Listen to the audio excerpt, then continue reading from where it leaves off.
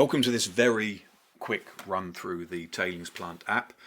The active window you can see there is a mirrored mobile device showing how the sidebar is hidden and revealed, but this works equally well on mobile or desktop environments.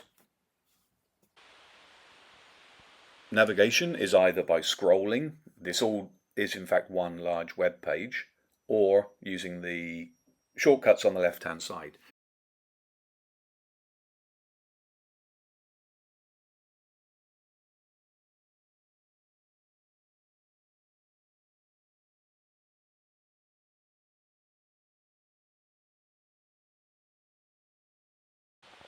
We're now going to go through a quick example highlighting some of the aspects of the user interface as we go.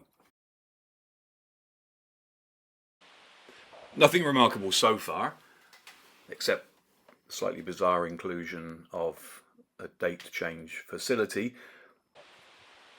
As we continue down to this slightly larger text input box, it's worth pointing out that in here and these other larger boxes you can actually include multiple paragraphs, more information, so really go to town and be descriptive.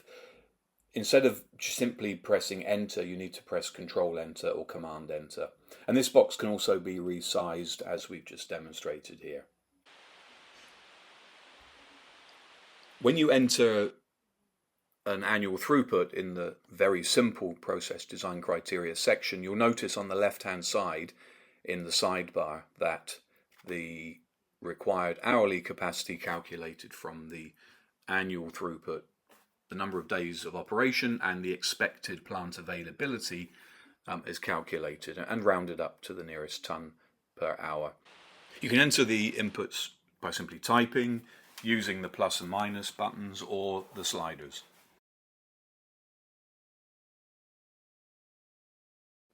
And once again, you have the opportunity to be very thorough and descriptive, even poetic if you wish, in the notes and comments section, followed by a control or command enter.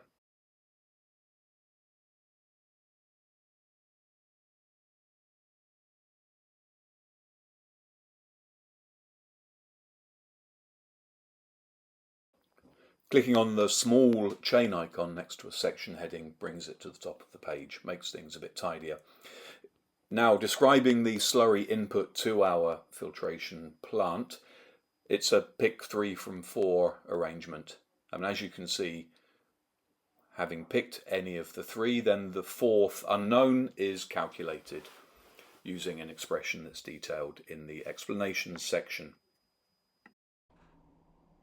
So we're really now at the heart of the matter.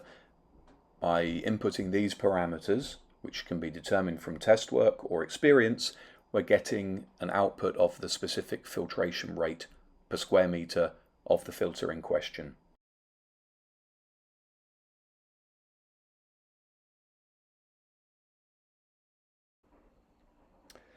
So right now we could jump straight to the download report section because I think we have something which is useful.